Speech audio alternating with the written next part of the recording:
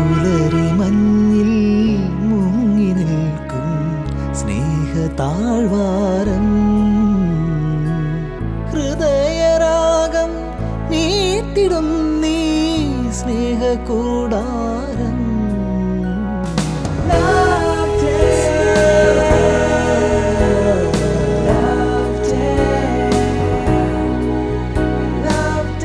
Shalom T V പ്രേക്ഷകർക്ക് love ഡേയിലേക്ക് സ്നേഹം പൂക്കുന്ന ഈ താഴ്വരയിലേക്ക് സ്വാഗതം. നമ്മളുടെ കുടുംബങ്ങളിൽ നാം അനുഭവിക്കുന്ന സ്നേഹത്തിൻ്റെ സന്തോഷം സഭയുടെയും സന്തോഷമാണെന്ന് ഫ്രാൻസിസ് മാർപ്പാപ്പ നമ്മെ ഓർമ്മിപ്പിക്കുന്നു. ഫ്രാൻസിസ് പാപ്പ ഏറെ സ്നേഹത്തോടെ നമുക്ക് സമ്മാനിച്ച അപ്പസ്തോലിക ആഹ്വാനമായ സ്നേഹത്തിൻ്റെ സന്തോഷം എന്ന അപ്പസ്തോലിക ആഹ്വാനത്തിൻ്റെ ചർച്ചകളിലൂടെയാണ് നാം കടന്നുപോയിക്കൊണ്ടിരുന്നത്. ഈ ചർച്ചകൾ അവസാനിപ്പിക്കുന്നതിന് മുമ്പേ ഈ ഗ്രന്ഥം രചിക്കാനിടയായ സാഹചര്യങ്ങളിലേക്ക് നാം ഒന്ന് എത്തി നോക്കുകയാണ്. ഇന്നത്തെ ചർച്ചയിൽ പങ്കെടുക്കാൻ എത്തിയിട്ടുള്ള വിശിഷ്ട വ്യക്തികളെ നമുക്ക് പരിചയപ്പെടാം. ആദ്യമായി ഇന്നത്തെ ചർച്ചയിലേക്ക് നാം സ്വാഗതം ചെയ്യുന്നത് ഡോക്ടർ ടോണി ജോസഫിനെയാണ്. ഡോക്ടർ ടോണി തൃശ്ശൂർ ജില്ലാ ആശുപത്രിയിലെ അസ്ഥിരോഗ വിദഗ്ധനും തൃശ്ശൂർ അതിരൂപതയിലെ സമർപ്പിത സമൂഹമായ ലോഫിൻ്റെ പ്രസിഡന്റുമാണ്. ഡോക്ടറെ ഏറെ സ്നേഹത്തോടെ ഇന്നത്തെ ചർച്ചയിലേക്ക് സ്വാഗതം ചെയ്യുന്നു. അടുത്തതായി നാം സ്വാഗതം ചെയ്യുന്നത് നമുക്കേറെ സുപരിചിതനായ ഡോക്ടർ KM ഫ്രാൻസിസ് സാറിനെയാണ്.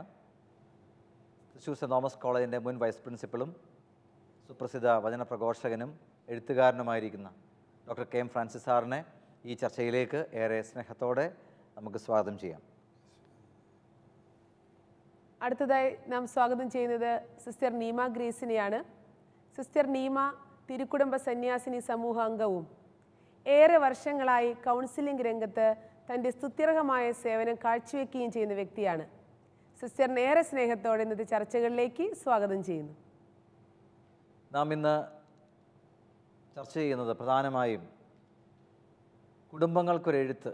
94 ഐക്യരാഷ്ട്രസഭ കുടുംബവർഷമായി പ്രഖ്യാപിച്ച വർഷത്തിൽ തന്നെ കുടുംബങ്ങൾ സഭയുടെ പ്രധാനപ്പെട്ട ഘടകമാണെന്നും രാഷ്ട്രത്തിൽ കുടുംബത്തിൻ്റെ പ്രധാനപ്പെട്ട പങ്കിനെക്കുറിച്ചും മാർപ്പാപ്പ നമ്മളെ അറിയിക്കാനായി തയ്യാറാക്കിയ പ്രധാനപ്പെട്ട ഒരു പ്രബോധനമാണ് ലെറ്റേഴ്സ് ടു ഫാമിലി, കുടുംബങ്ങൾക്കൊരെഴുത്ത്.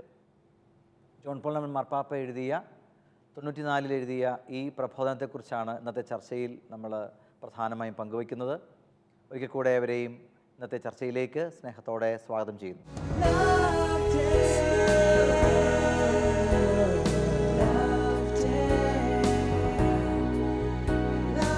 കഴിഞ്ഞ ആഴ്ചയിൽ നമ്മൾ ചർച്ച ചെയ്ത കുടുംബം ഒരു സ്നേഹ സമൂഹം എന്ന അപ്പസ്തോലിക ആഹ്വാനത്തിന് ശേഷം, ആ പ്രബോധനത്തിന് ശേഷം ജോൺ പോൾ പാപ്പ നമുക്ക് സമ്മാനിച്ച അപ്പസ്തോലിക ആഹ്വാനമാണ് കുടുംബങ്ങൾക്കൊരെഴുത്ത്. ഇങ്ങനെ ഒരു ഗ്രന്ഥം രചിക്കാനുണ്ടായ ഒരു പശ്ചാത്തലം എന്താണെന്നൊന്ന് വിശദീകരിക്കാമോ? 1994 ഐക്യരാഷ്ട്രസഭ കുടുംബവർഷമായി പ്രഖ്യാപിച്ചു. കുടുംബത്തെക്കുറിച്ചുള്ള ഐക്യരാഷ്ട്രസഭയുടെയും അല്ലെങ്കിൽ മറ്റു രാഷ്ട്രങ്ങളുടെയൊക്കെ കൺസെപ്റ്റുകൾ പ്രചരിപ്പിക്കാനായിട്ടാണ് ആ ഒരു വർഷം പ്രഖ്യാപിച്ചത്. അത് ജോൺ പോൾ രണ്ടാമൻ മാർപ്പാപ്പ ഒരു അവസരമായിട്ട് സ്വീകരിക്കുകയായിരുന്നു. കാരണം അന്ന് വരെയുള്ള രാഷ്ട്രത്തെക്കുറിച്ചുള്ള കൺസെപ്റ്റ് വ്യക്തികളുടെ ഒരു സമൂഹം, വ്യക്തികൾ തമ്മിൽ ചേർന്ന് നിൽക്കുന്ന ഒരു കോൺട്രാക്റ്റ് ആണ് രാഷ്ട്രം. അതേപോലെ കുടുംബമാണെങ്കിലും വ്യക്തികൾ തമ്മിൽ ഒരു പുരുഷനും ഒരു സ്ത്രീയും തമ്മിൽ ഏർപ്പെടുന്ന ഒരു കോൺട്രാക്റ്റാണ് കുടുംബം എന്നൊക്കെയുള്ള രീതിയിലുള്ള ഒരു ചിന്തയൊക്കെ ആയിരുന്നു അന്ന് നിലനിന്നിരുന്നത്. അപ്പോൾ ഈ ചിന്തയിൽ ഉള്ളൊരു കുഴപ്പം എന്താണെന്ന് വെച്ചാൽ, ഈ കോൺട്രാക്റ്റിൽ നിന്ന് ഒരാൾ പിൻവാങ്ങുമ്പോൾ മറ്റേയാൾക്കും പിൻവാങ്ങി പോകാൻ പറ്റും. അപ്പോൾ ഇത് ശാശ്വതമായി നിലനിൽക്കുന്ന ഒരു ബന്ധമല്ല.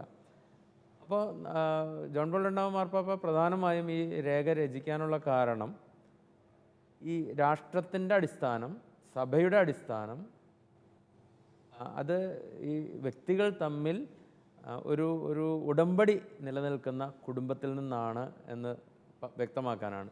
അപ്പം ഒരു പുരുഷനും ഒരു സ്ത്രീയും ദൈവസന്നിധിയിൽ ഒരു ഉടമ്പടിയിൽ ഏർപ്പെടുന്നു. ആ ഉടമ്പടിയിൽ ഒരാൾ പിൻവാങ്ങിയാൽ പോലും മറ്റേയാൾക്ക് പിൻവാങ്ങാനായിട്ട് സാധിക്കില്ല. അപ്പോൾ അതേ ബന്ധമാണ്. അപ്പോൾ ആ കുടുംബത്തിൽ, ആ ഉടമ്പടി സമൂഹത്തിൽ ഉള്ള പരസ്പര ബന്ധത്തിൽ നിന്ന് പഠിക്കുന്ന ഒരു വ്യക്തി ആണ് രാഷ്ട്രത്തിന് വേണ്ടി നിസ്വാർത്ഥമായിട്ട് സേവനം ചെയ്യാനായിട്ട് മുന്നോട്ട് വരിക എന്നുള്ളത് നമ്മൾ മനസ്സിലാക്കണം. അപ്പോൾ കുടുംബം രാഷ്ട്രത്തിൻ്റെ മാർഗമാണ്, കുടുംബസഭയുടെ മാർഗമാണ് എന്ന് വ്യക്തമായിട്ട് മാർപ്പാപ്പ നമ്മളെ പഠിപ്പിച്ച ഒരു പുസ്തകമാണ് കുടുംബങ്ങൾക്ക് എഴുത്ത്. ഞാൻ 99 വിവാഹം കഴിഞ്ഞതിന് ശേഷം ഞാൻ ഈ പുസ്തകത്തിൻ്റെ പിൻഭാഗത്ത് മാർപ്പാപ്പ ഈ പുസ്തകത്തിന് ഉള്ളടക്കം എഴുതിയിട്ടുണ്ട്. കുടുംബം ഇന്ന് അപകട നിലയിലാണ്. രാഷ്ട്രവും മതവും സംസ്കാരവും എല്ലാം അടിയുറപ്പിച്ചിരിക്കുന്നത് കുടുംബത്തിലാകിയാൽ കുടുംബത്തെ രക്ഷിക്കാതെ ഒന്നിനെയും രക്ഷിക്കാനാവുകയില്ല. ഈ ഒരു ചിന്ത സത്യത്തിൽ കുടുംബ പ്രേക്ഷിതത്വത്തിലേക്ക് എന്നെ പ്രധാനമായിട്ട് എന്നെ അതിനുവേണ്ടി സ്വാധീനിച്ച ഒരു ചിന്ത ഇതാണ്.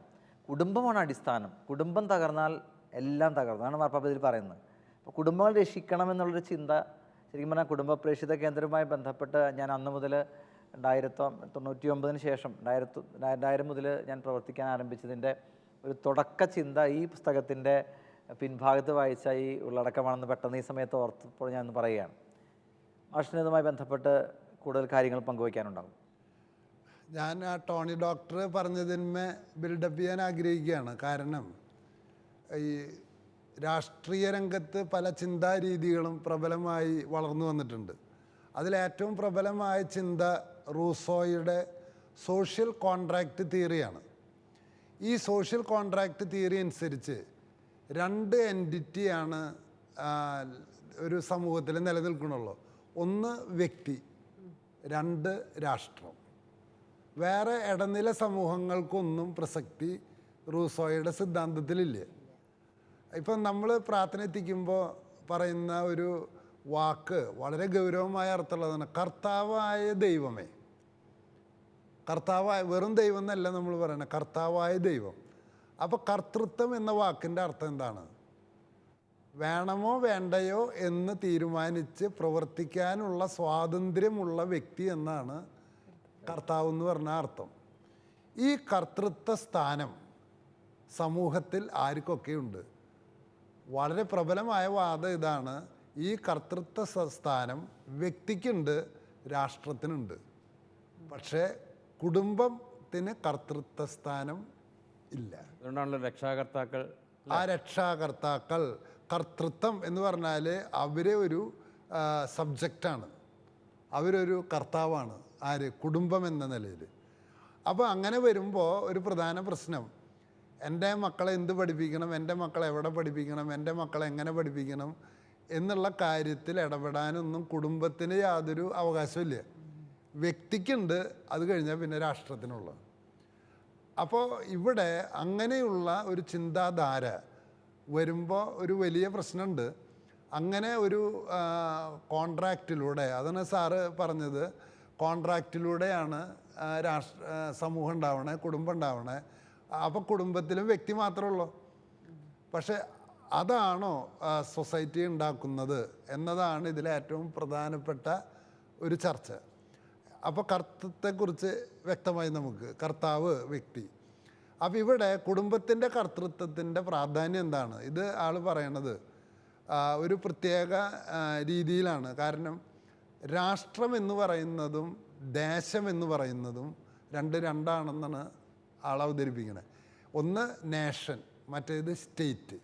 ഇപ്പോൾ പ്രധാനമന്ത്രി, അതുപോലെ സുപ്രീം കോടതി ജഡ്ജി, റിസർവ് ബാങ്ക് ഗവർണർ, മുഖ്യമന്ത്രി, മന്ത്രിമാർ, MLA എല്ലാവരും ശമ്പളം പറ്റുന്ന ജോലിക്കാരാണ്.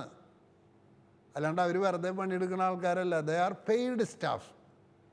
ആരാണ് അവർക്ക് പേയ്മെൻറ്റ് കൊടുക്കുന്നത്? ആ കർത്താവിനെ വിളിക്കുന്ന പേരാണ് ദേശം അഥവാ ജനത എന്നുള്ളത്. അപ്പോൾ ദേശം രാഷ്ട്രത്തിൻ്റെ ആത്മാവാണ്. ദേശത്തിൻ്റെ വികാരം എത്ര മോശമാണോ അത്ര രാഷ്ട്രം മോശവും. ദേശം എത്ര നല്ലതാണോ അത്രയ്ക്ക് രാഷ്ട്രം നല്ലതാവും. അപ്പോൾ ദേശത്തിൻ്റെ ഐക്യം എവിടെ നിന്ന് വരും? ഇതാണ് ചോദ്യം. ദേശം ഒറ്റക്കെട്ടായിട്ട്, അപ്പോൾ ചിലർ പറയുന്നു മതത്തിൽ നിന്നാണ്, വേറെ ചിലർ പറയുന്നു സംസ്കാരത്തിൽ നിന്നാണ്.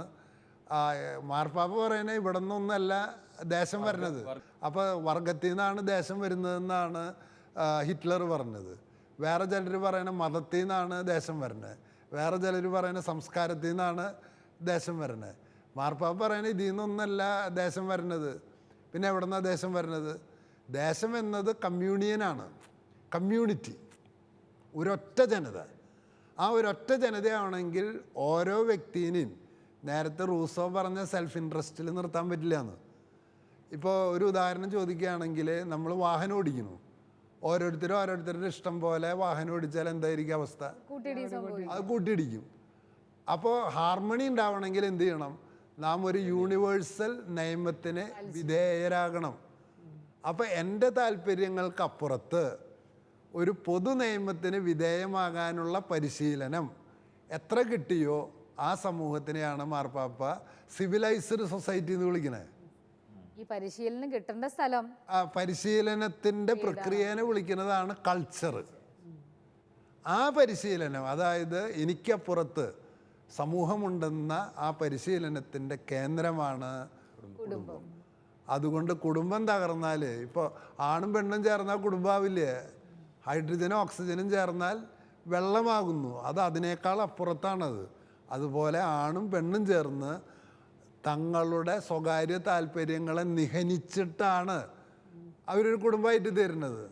ആ ട്രെയിനിങ് ജനങ്ങൾക്ക് എത്രയ്ക്കുണ്ടോ അത്രയ്ക്ക് ദേശം ഐക്യത്തിൽ വരും. എനിക്ക് തോന്നുന്നത് ജോൺ പോൾ രണ്ടാം മാർപ്പാപ്പ ആകുന്നതിന് മുമ്പ് കരോൾ വൈറ്റിലെ ആയിരുന്നപ്പോൾ, ഒരു വൈദികനായിരുന്നപ്പോൾ, അതേപോലെ സെമിനാരിയിൽ, അതേ യൂണിവേഴ്സിറ്റിയിലൊക്കെ പഠിപ്പിച്ചിരുന്നപ്പോൾ, ഒപ്പം ഇടവകയും പിന്നീട് ബിഷപ്പും ഒക്കെ ആയപ്പോൾ അദ്ദേഹത്തിൻ്റെ രാജ്യത്ത്, പോളണ്ടിൽ അല്ലെങ്കിൽ പടിഞ്ഞാറൻ കിഴക്കൻ യൂറോപ്പിലൊക്കെ ഉണ്ടായിരുന്ന അവസ്ഥകൾ, കുടുംബത്തെക്കുറിച്ചുള്ള അവസ്ഥകളൊക്കെ ഒത്തിരി സ്വാധീനിച്ചിട്ടുണ്ട് മാർപ്പാപ്പയെ ഈ പുസ്തകം രചിക്കുന്നതിൽ.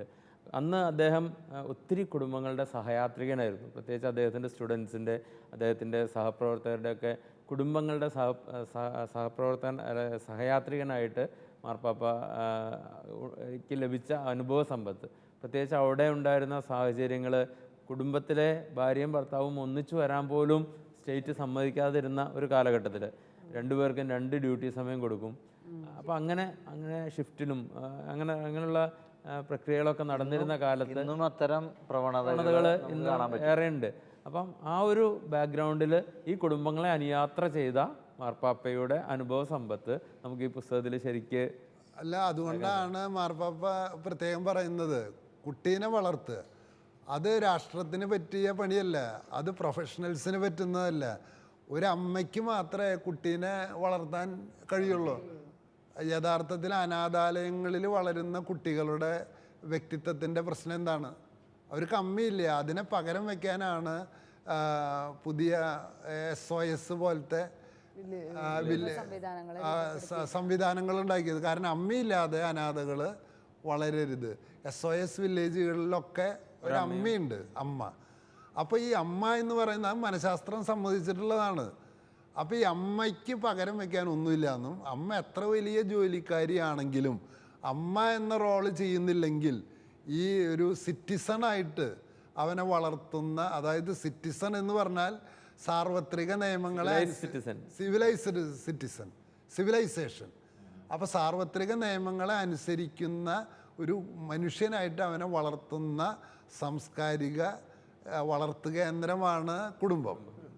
അപ്പോൾ ഈ പോളണ്ടിലൊക്കെ എന്ത് സംഭവിച്ചു? ഈ പ്രത്യേകിച്ച് സോഷ്യലിസ്റ്റ് ചിന്തയുടെ ഒരു വേരായിരുന്നത് വ്യക്തി രാഷ്ട്രം, ഇടയിൽ ആരില്ല, കുടുംബമില്ല. മുലകുടി മാറുമ്പോൾ കുട്ടീനെ ഡെപ്യൂട്ടീസിനെ ഏൽപ്പിക്കുക, അവരെ വളർത്തുക. അവസാനം സോഷ്യലിസ്റ്റ് രാജ്യങ്ങൾക്ക് എന്തു പറ്റി? സംസ്കാരമില്ലാതായി. സംസ്കാരമില്ലാതായി എന്ന് പറഞ്ഞാൽ പ്രോസ്റ്റിറ്റ്യൂഷന് പോയാലും കാണിച്ചാലും അതിനൊന്നും അല്ല, പ്രോസ്റ്റിറ്റ്യൂഷനിലൂടെ കാശുണ്ടാക്കുന്നത് പോലും ശരിയാണെന്ന അവസ്ഥയിൽ എത്തിച്ചേർന്നു. അത് തൊഴിലാണെന്ന് പ്രോസ്റ്റിറ്റ്യൂഷൻ. അപ്പോൾ സ്ത്രീയുടെ ഡിഗ്നിറ്റിയെ കുറിച്ച് സംസാരിക്കുകയും സ്ത്രീയെ യഥാർത്ഥത്തിൽ ഉപഭോഗ വസ്തുവായിട്ട് തരം താഴ്ത്തുകയും ചെയ്യുന്ന ഒരു പ്രക്രിയയാണ് സമൂഹത്തിൽ സംഭവിച്ചത്. അത് കുടുംബത്തിൻ്റെ പ്രാധാന്യം എടുത്തു കളഞ്ഞതുകൊണ്ടാണ്. അതാണ് മാർപ്പാപ്പയുടെ ഇതിലത്തെ സെൻട്രൽ തീം നിലനിൽക്കുന്നത്. മാർപ്പാപ്പ ഈ പുസ്തകത്തിൽ കുടുംബം നേരിടുന്ന വെല്ലുവിളികളിൽ രാഷ്ട്രം ഒരു പ്രത്യേക നിലപാട് സ്വീകരിക്കുമ്പോൾ അവിടെ വളരെ ധീരതയോടുകൂടെ കുടുംബം ഇങ്ങനെയാകണം എന്ന് വളരെ വ്യക്തമായിട്ട് പാപ്പ ഒരു പ്രവാചക ശബ്ദം പോലെ ഈ പുസ്തകത്തിലൂടെ ലോകരാഷ്ട്രങ്ങളോട് പറയുകയാണ്. അതെ അതെ ഇതിൽ പറയുമ്പോൾ നമ്മൾ ശ്രദ്ധിക്കുന്ന മറ്റൊരു കാര്യം ഇതാണ്.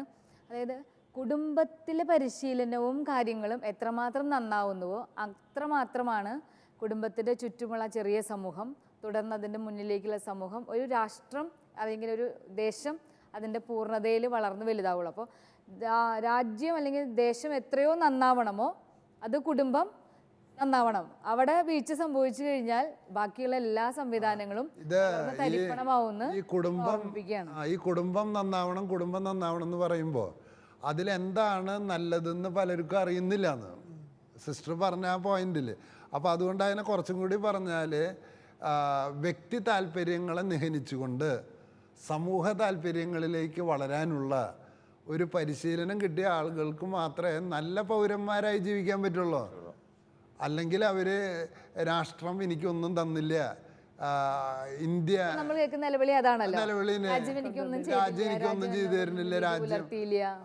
പക്ഷെ അതിന് പകരം രാജ്യം എനിക്കൊന്നും തന്നില്ലെങ്കിലും ഞാൻ എൻ്റെ രാജ്യത്തെ സ്നേഹിക്കും എന്നുള്ള കവനൻഷ്യൽ ജനതയുണ്ടായാൽ ഇന്ത്യ 2025 ആകുമ്പോഴേക്കും ലോകരാഷ്ട്രങ്ങളെ മറികടക്കും. ഈ വിൻസ്റ്റൺ ചർച്ചിലിന്റെ പ്രസംഗം അവിടെയല്ലേ പ്രസക്തമായത്?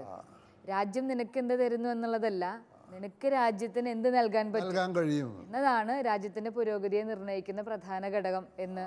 ഈ അവസരത്തിൽ ഞാൻ ഒരു നൂറ്റാണ്ട് മുമ്പ് ജീവിച്ചിരുന്ന ആളാണല്ലോ മദർ മറിയം ത്രേസ്യ. കുടുംബങ്ങൾക്ക് വേണ്ടി ജീവിതം ഒഴിഞ്ഞു വെച്ച ഒരാൾ.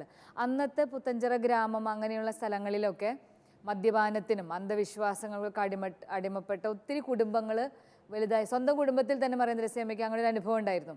ആ ഒരു സാഹചര്യത്തിൽ നമ്മൾ വലിയ ശാസ്ത്രവും പ്രാർത്ഥനയും മാത്രമായി ഇരുന്നാൽ പോരാ, കുടുംബങ്ങളിലേക്ക് ഇറങ്ങിച്ചെന്ന് ഓരോരുത്തരെയും വളരെ വ്യക്തിപരമായി കണ്ട് അവരെ വേണ്ട വിധത്തിൽ പരിശീലിപ്പിച്ച് വളർത്തിയെടുക്കുമ്പോഴാണ് ആ മാറ്റം ആ കുടുംബത്തിലുണ്ടാവുകയും അങ്ങനെ ആ സമൂഹത്തിലുണ്ടാവുകയും ചെയ്യുമെന്ന് മനസ്സിലാക്കി പ്രവർത്തിച്ചൊരു അമ്മയാണ് മറിയം ത്രേസ്യാമ്മ. കുടുംബ പ്രേക്ഷിതത്വം തന്നെയല്ലേ അതാണ് ഏറ്റവും പ്രധാനമായിട്ട്. അന്ന് കാലത്തും ഒരുപാട് കാര്യങ്ങൾ ആളുകൾ പറയുകയും ചെയ്യുകയൊക്കെ ചെയ്തിരുന്നു. പക്ഷെ വളരെ വ്യക്തിപരമായിട്ട് ധീരതയോടുകൂടി, അന്ന് കാലത്ത് സ്ത്രീകൾ പുറത്തിറങ്ങാത്ത സമയമാണെന്നും കൂടെ ആലോചിക്കണം. ആ സമയത്ത് വളരെ ധീരതയോടുകൂടി ആരെങ്കിലും അസുഖമായി കിടക്കുന്നില്ല അവരുടെ വീടുകളിൽ ചെന്ന് പ്രാർത്ഥിക്കുന്നു. അത് രാത്രിയാണോ പകലാണോ എന്നൊന്നും നോക്കാതെ പോയി പ്രാർത്ഥിക്കുന്നു. ഏതെങ്കിലും കുടുംബത്തിൽ എന്തെങ്കിലും അസുഖങ്ങൾ ഉണ്ടാവുകയോ അല്ലെങ്കിൽ എന്തെങ്കിലും പ്രത്യേക വഴക്ക് സംഭവിക്കുകയോ ചെയ്തു കഴിഞ്ഞാൽ ആ വീട്ടിലോ ആ വീടിൻ്റെ പരിസരത്തോ ഇന്ന് നിന്ന് മുട്ടുകുത്തി കൊന്ത ചെല്ലാൻ മാത്രം ധീരത കാണിച്ച ഒരു വലിയ പ്രസിദ്ധിയാണ് മറിയം ത്രേസ്യാമ്മ. അത് ഇന്ന് നമുക്കിവിടെ ചിന്തിക്കുമ്പോൾ 100 കൊല്ലം മുമ്പ് ഇതൊക്കെ ചെയ്യാൻ പറ്റുമോ എന്ന് ചിന്തിക്കാൻ മാത്രം ധീരതയോട് കൂടി ചെയ്തതാണ്. അതിൻ്റെ ഈ മറിയം ത്രേസ്യ ഉണ്ടല്ലോ, മറിയം ത്രേസ്യയുടെ ജീവിതം ശരിക്കും പരിശോധിച്ചാൽ ആ മറിയം ത്രേസ്യയുടെ ജീവിതം തന്നെ വളരെ പ്രശ്നമുഖരിതമായിരുന്നു. വീട്ടിലപ്പം കുടിക്കുന്നത്, ആങ്ങള കുടിക്കുന്നത്, മദ്യപാനിയാണ്, ആങ്ങള മദ്യപാനിയാണ്. അപ്പം നമ്മൾ ചോദിക്കുന്ന ചോദ്യം എന്താണെന്ന് വെച്ചാൽ അത്തരം വീട്ടിൽ നിന്നുള്ള ഒരാൾക്ക് നല്ല മനുഷ്യനായി ജീവിക്കാൻ പറ്റുമോ എന്നാണ് നമ്മൾ ചോദിക്കുന്നത്. സ്നേഹിക്കാൻ പറ്റും എന്നുള്ളതാണ് നല്ല മനുഷ്യന്. ഇവിടെ മറിയം ത്രേസ്യ കാണിച്ചു തരുന്നത് എന്താണെന്നറിയോ? അതാണ് അതിലത്തെ വിറ്റ്നസ്. എത്ര മോശം സാഹചര്യമാണെങ്കിലും ഒരു നല്ല മനുഷ്യനാവാനല്ല വിശുദ്ധയാകാൻ കഴിയും. അതെങ്ങനെ കഴിയുന്നു? ആ കഴിയുന്ന അതാണ് ശരിക്ക് മറിയം ത്രേസ്യയുടെ സാക്ഷ്യം. മാർപ്പാപ്പ ഇതിൽ ഉന്നയിക്കുന്ന ഒരു പ്രധാന ചോദ്യം, കർത്താവ് നിങ്ങളുടെ കുടുംബത്തിൻ്റെ അല്ലെങ്കിൽ ഓരോ വ്യക്തിയുടെയും മണവാളൻ, കർത്താവും മണവാട്ടി നമ്മളാണ്. ആ ഒരു ഹൃദയബന്ധം, ഭാര്യയും ഭർത്താവും തമ്മിലുള്ള ഹൃദയബന്ധം ഓരോരുത്തർക്കും സ്ഥാപിക്കാൻ കഴിയുമ്പോഴാണ് നമുക്ക് സ്വയം ശൂന്യവൽക്കരണത്തിന് കഴിയുന്നത്. രാഷ്ട്രത്തിനെ വലുതാക്കാന്ന് പറഞ്ഞാൽ ഞാൻ സ്വയം ശൂന്യനാവാന്നാണ് അർത്ഥം. കുടുംബത്തെ വലുതാവാന്ന് പറഞ്ഞാൽ ഞാൻ സ്വയം ശൂന്യനാവാന്നാണ് അർത്ഥം. അപ്പം മറിയം ത്രേസ്യയുടെ ജീവിതം പരിശോധിച്ചാൽ മാർപ്പാപ്പ ഇതിൽ പറയുന്ന കാര്യങ്ങൾ നിരന്തരം പിന്തുടരുന്നിട്ടാണ് ഒരു 10-35 വയസ്സാകുമ്പോഴേക്കും തൻ്റെ ജീവിത സാഹചര്യത്തെ പ്രാർത്ഥന കൊണ്ടും ഈശോ മറിയ ഔസേപ്പേ എൻ്റെ ആത്മാവിന് കൂട്ടായിരിക്കണം, ഈശോ മറിയ ഔസേപ്പേ എൻ്റെ ആ ഒറ്റ പ്രാർത്ഥന കൊണ്ട് തൻ്റെ ജീവിത സാഹചര്യത്തെ മറികടക്കുകയും എന്നിട്ട് മറ്റുള്ളവരുടെ ജീവിത സാഹചര്യത്തെ രൂപാന്തരപ്പെടുത്തുകയും ചെയ്യാൻ പറ്റിയത്. അപ്പം ഇതാണ് ഈ ലേഖനത്തിൻ്റെ എൻ്റെ അവിടേക്കാണ് വരുന്നത്. കൂട്ടായ്മയുടെ അതിവിശിഷ്ടമായ പ്രതീകമാണ് നമുക്കറിയാവുന്നതുപോലെ ത്രിത്വം. പിതാവും പുത്രനും പരിശുദ്ധാത്മാവും കൂടിയുള്ള ആ കൂട്ടായ്മയാണ് കൂട്ടായ്മയുടെ ഏറ്റവും വലിയ പ്രതീകം. നമ്മുടെ സ്നേഹത്തിന്റെ സന്തോഷത്തിന്റെ ചർച്ചയിലൊക്കെ നമ്മൾ പല ഒരുപാട് തവണ നമ്മൾ ചർച്ച ചെയ്തിട്ടുണ്ട്. ഓർമ്മിപ്പിച്ചു. അതിൻ്റെ വിശിഷ്ടമായ ഒരു ഭൂമിയിലെ അവതരണമായിട്ട് പാപ്പായി ബുക്കിൽ പറയണതാണ് അമ്മയും ഉദരസ്ഥ ശിശുവും തമ്മിലുള്ള ആ ഐക്യം.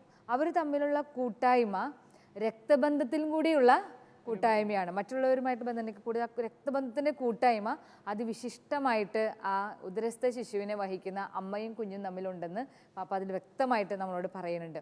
സ്വന്തം ഉള്ളിൽ ഒരു സമൂഹത്തെ കൊണ്ട് നടക്കുന്നല്ലേ. കുടുംബത്തിന്റെ ഒരു യഥാർത്ഥ സ്വഭാവം എന്ന് പറഞ്ഞാൽ ഈ കമ്മ്യൂണിയൻ അമ്മയും കുഞ്ഞും തമ്മിലുള്ള സമ്പർക്കവും ആശയവിനിമയവും എത്രയോ വിശിഷ്ടമാണോ അത്രയും വിശിഷ്ടമായി ആ കുഞ്ഞിൻ്റെ ജന്മവും തുടർന്നുള്ള വളർത്തപ്പെടലുകളും ആയിരിക്കുമെന്ന് മനഃശാസ്ത്രവും നമ്മെ വളരെ വ്യക്തമായിട്ട് ഓർമ്മിപ്പിക്കുന്നുണ്ട്. മാതൃത്വം അതുകൊണ്ട് തന്നെ ഒരു ഡിവൈൻ കോളാണ് അല്ലേ ശരിക്കും ആ ഒരു അത്രയും. ഇവിടെ ഈ ലേഖനത്തിൻ്റെ ഒരു ലക്ഷ്യം ഇതായിരുന്നു, അതായത് സ്ത്രീയും മാതൃത്വവും രണ്ടാണെന്നുള്ള പോലെ അവതരിപ്പിക്കല്.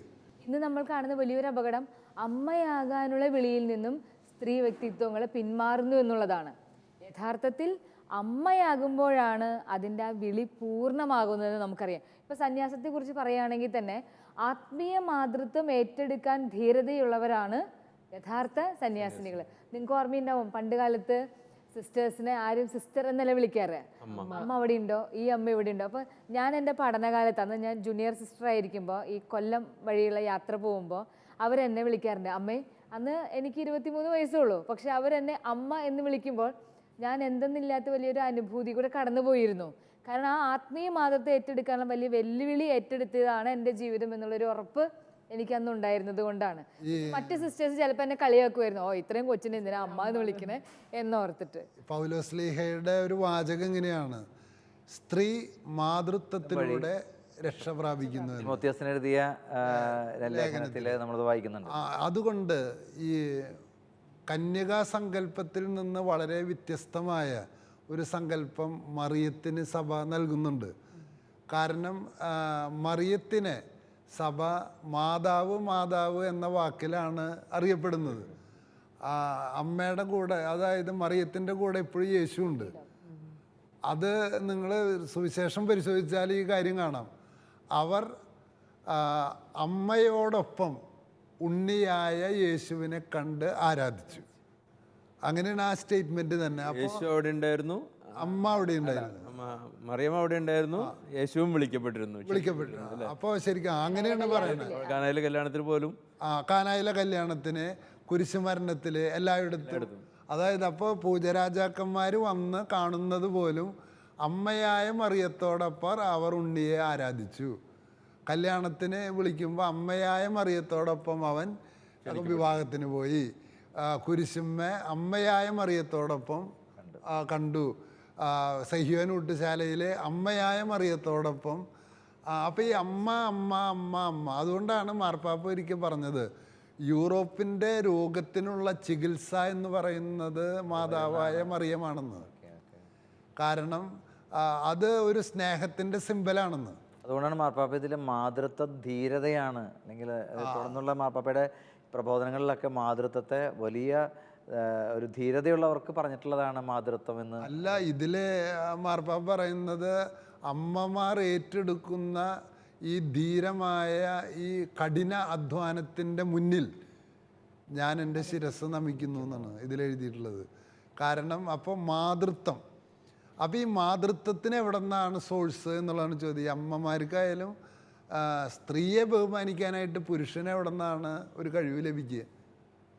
എനിക്ക് എൻ്റെ ഭാര്യയായാലും നിങ്ങൾ സ്ത്രീകളെ ആയാലും ബഹുമാനിക്കാനായിട്ടുള്ള എൻ്റെ കൃപാവരത്തിൻ്റെ സ്രോതസ് ഏതാണ്?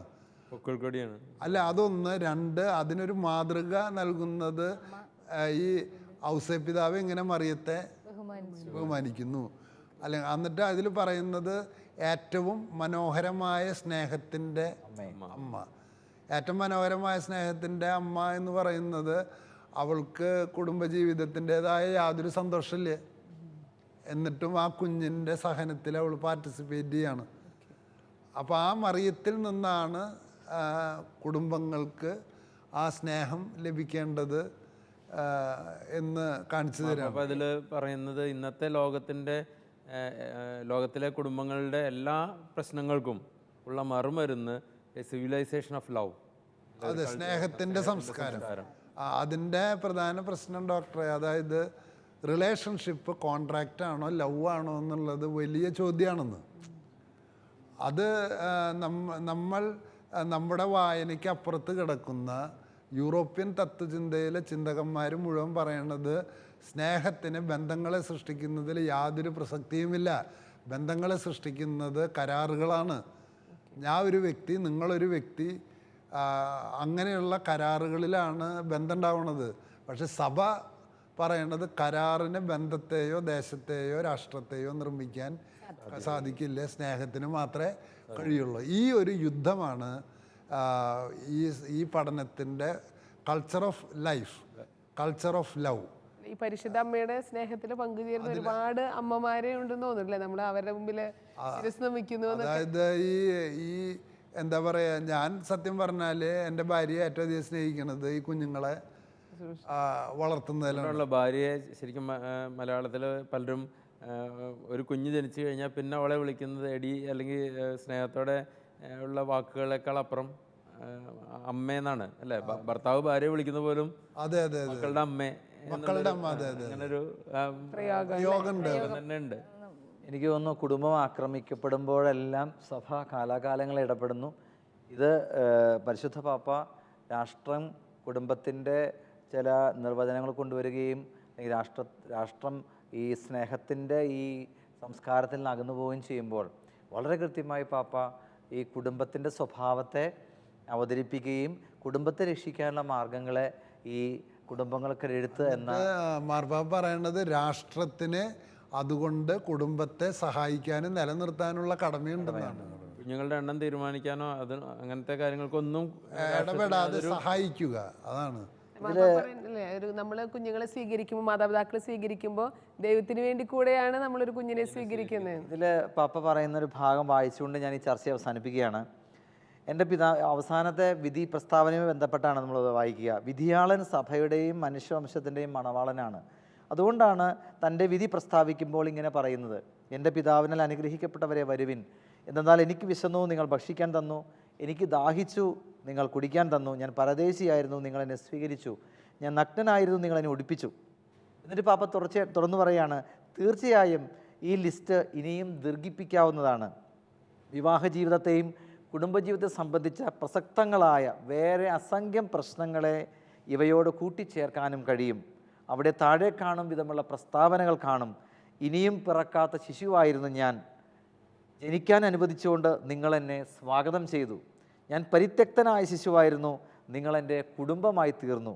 ഞാനൊരു അനാഥനായിരുന്നു, നിങ്ങളെന്നെ ദത്തെടുക്കുകയും നിങ്ങളുടെ കുട്ടികളിൽ ഒരാളായി വളർത്തുകയും ചെയ്തു.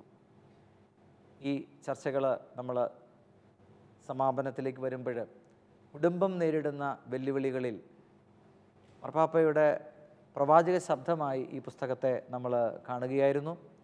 കുടുംബത്തെ സ്നേഹിക്കാനും കുടുംബത്തെ പരിപോഷിപ്പിക്കാനും ഈ ചർച്ചകൾ നിങ്ങളെ സഹായിച്ചിട്ടുണ്ടാകുമെന്ന് കരുതുന്നു. തീർച്ചയായിട്ടും ഇത്തരം പ്രബോധനങ്ങൾ കൂടുതലായി മനസ്സിലാക്കാനും ഇതിൻ്റെ ഉൾക്കാമ്പ് തിരിച്ചറിഞ്ഞ് കുടുംബത്തെ വീണ്ടെടുക്കാനുമുള്ള സഭയുടെ ദൗത്യത്തിൽ നമുക്ക് പങ്കുചേരാം. നമുക്ക് പ്രാർത്ഥനയോടെ കുടുംബജീവിതത്തെ കൂടുതൽ ദൈവത്തിന് പ്രിയപ്പെട്ടതാക്കി മാറ്റുകയും ചെയ്യാം.